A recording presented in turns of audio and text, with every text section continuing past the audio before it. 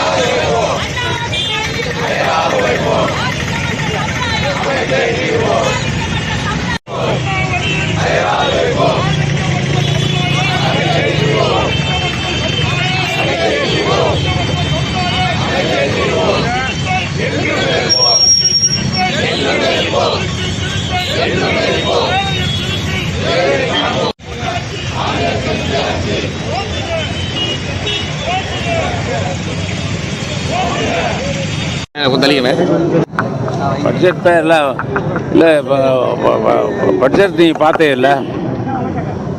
அதாவது ஒரே ஒரு நான் அதிகமாக சொல்ல விரும்பலை, ஊரக வளர்ச்சித்துறையில் மட்டும் சொல்கிறேன். லட்சம் கோடிக்கு மேலே இருந்தது கழுத தெரிஞ்சு கட்டறுப்பான கதையாக இருக்குது. பிஜேபி ஆட்சியில் 1,00,000 கோடிக்கு மேலே இருந்த அந்த நிதி ஒதுக்கீடு கடந்தாண்டு 86,000 கோடின்னு அறிவித்தாங்க. அதில் முன்னாடி போன ஆண்டு நடந்த பணிகளுக்காக கிட்டத்தட்ட 10,000 கோடிக்கு மேலே அதில் குறைச்சிட்டாங்க. இந்த 86,000ங்கிறது கிட்டத்தட்ட 76,070 தான் இருக்கும். பேக்லாக் முன்னாடி ஒதுக்கின வேலை நடந்ததை கழிச்சுக்கிட்டு கொடுத்தாங்க இந்த ஆண்டுக்கு. இப்போ அறிவிச்சிருக்காங்க. அப்போ போன முந்தின ஆண்டை கழிச்சதையும் இந்த ஆண்டு கழிகிறதையும் பார்த்தா நிதி குறையும். ஊரக வளர்ச்சித்துறையில் மத்திய பாஜக அரசு தமிழ்நாட்டிற்கு எந்த அறிவிப்பும் செய்யவில்லை.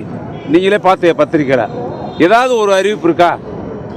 தமிழ்நாடு உலகமே திரும்பி பார்க்கக்கூடிய அளவிற்கு தமிழக முதல்வர் தளபதி அவர்கள் ஆட்சி செய்து கொண்டிருக்கிறார்கள். அந்த அளவிற்கு திட்டங்கள் நிறைவேற்றப்பட்டிருக்கிறது.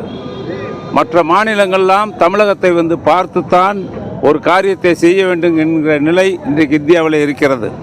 ஆக ஒரு தலைசிறந்த மாநிலமாக, தலைசிறந்த முதல்வராக, மிகச் சிறப்பாக ஆட்சி செய்து கொண்டிருக்கின்ற முதல் நிலையில் இருக்கக்கூடிய முதல் மாநிலமாக இருக்கக்கூடிய தமிழகத்திற்கு மத்திய அரசு எந்த திட்டத்திற்கும் குறிப்பாக நிதி ஒதுக்கவில்லை. ஒன்று ரயில்வே திட்டம், மற்ற ஏனைய திட்டங்கள் எத்தனையோ திட்டங்கள் கேட்டிருக்காங்க. மெட்ரோ கேட்டிருக்காங்க, கோயம்புத்தூர் கேட்டிருக்காங்க, மதுரை கேட்டிருக்காங்க. எங்கே ஒதுக்கியிருக்காங்க? எதுவுமே ஒதுக்கலை. ஆக மத்திய அரசு தமிழக அரசை நிதி ஒதுக்கீட்டில் பாராபட்சம் பார்த்து தமிழகம் உயர்ந்த நிலைக்கு வரக்கூடாது என்ற அவர்கள் இருக்கக்கூடிய உள்ளம் குறுகி இருக்கிறது. மத்திய பாரதிய ஜனதா கட்சியினுடைய ஆட்சியில் தமிழ்நாட்டிற்கு நிதி ஒதுக்கீடு செய்வதில் பாராபட்சம் இருக்கிறது. அதான் நிதிநிலை அறிக்கை, வேற ஒன்றும் கிடையாது. நிதிநிலை அறிக்கையில் ஒன்றுமே இல்லை.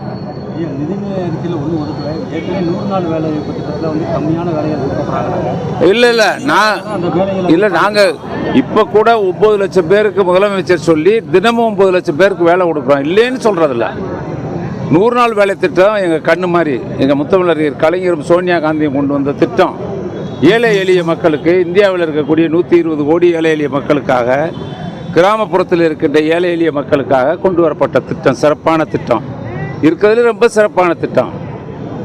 உங்களுக்கு தெரியும், தமிழ்நாட்டில் வந்து 80,000 கிராமங்கள் இருக்குது, 12,525 ஊராட்சி இருக்குது. அதைத்தான் முதலமைச்சர் சொல்லியிருக்காரு.